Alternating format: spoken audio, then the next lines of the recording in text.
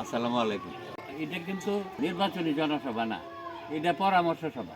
নিজের লোক লিয়া, নিজের রক্তের লোক লিয়া বইয়া শুরু করছি। আপনারা যদি কোন বলে তুমি আজ্ঞাও, আমি আজ্ঞামো। আপনারা যদি কোন বলে দরকার নাই আর, আমি যাইতাম না।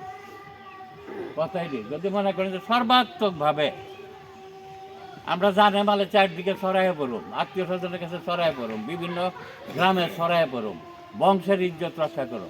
জিয়াউলের ইজ্জত তাই এটা জাউল্লা বংশের ইজ্জত। এই কথা যদি মনে করেন যে আমরা এক রক্তের মানুষ, হ্যাঁ, আমরা পরস্পর বিভিন্নভাবে আমরা আবদ্ধ, এই কথা যদি মনে করিয়া আপনারা আমার অনুমতি দেন, তাহলে আমি আগাইতে পারো। আর অন্যান্য প্রার্থীরা আমার বেলা বেশ কম দূরই, অন্যান্য প্রার্থীরা যেখানে চেষ্টা তবদিল করে একটা মিটিং জমাই দিব, ওইখানে আমি যাওয়ার সময় কয়েকটা সালাম দিয়া গেলি এমপি সাহেব আইছি। মানুষ একটা আশায় বয়ে দিছে যে জিয়াউল আপনি যে মাঠে নামবো কিনা, বা উনি ইলেকশন করতে পারবো কিনা, মামলা মোকদ্দমাতে যে ওনারে বেড়ে ফেলাইছে উনি তা কাটায় ইলেকশন করতে পারবো কিনা। আমার চেহারাটা যখন দেখবো ইনশাল্লাহ, তখন মানুষ সব কিছু ভুলে যাবে। আর সবচেয়ে বড় কথা, মানুষ কারে ভোট দিত, সরাইল কোনো প্রার্থী নাই, যোগ্য অযোগ্য সরাইল প্রার্থী নাই, আশুগঞ্জ প্রার্থী নাই, হ্যাঁ, জাতীয় প্রতীক নাই, মানুষ ভোটটা দিত কারে। আর আপনারা 10 বছর তো কুকাম করছি না, করলে তো মানুষের উন্নয়নই করছি, চুরি ডাহাতি করছি না তো। কত এমপি চুরি ডাহাতির কারণে জেল কাটতেছে, আমার বিরুদ্ধে তো একটা বাজে মামলা এনে দিচ্ছে। রাজনীতি করছে দিকে মামলা দিছে। তা এখন প্রশ্ন হইল, আমার সবচেয়ে বড় কথা যে আপনারা অনুমতি দিলে আমি যাব।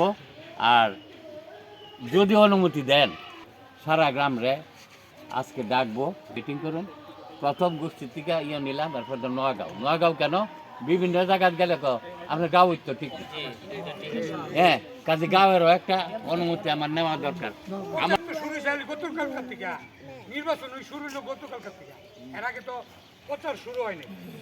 আলহামদুলিল্লাহ, আমরা যদি সবাই একে অপরে হাঁটি, এমন কোনো লোকের নাই আমাদের আত্মীয় নাই ইমুক গ্রামে ইমুক মহল্লা, আমরা যদি সবাই আত্মীয়র দূরে হালি যাই, ইনশাল্লাহ আমাদের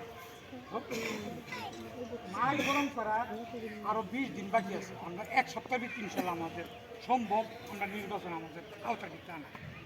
ইনশাল্লাহ আমরা একমত যদি থাকি, আমার গোষ্ঠীর মধ্যে তো আমার মনে হয় না কেউ দ্বিমত আছে বলে।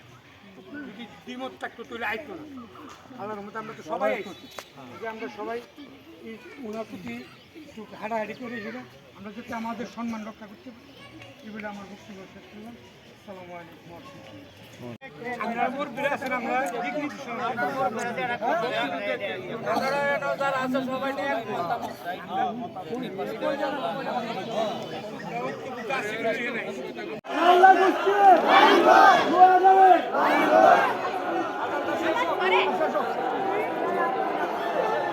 মিটিং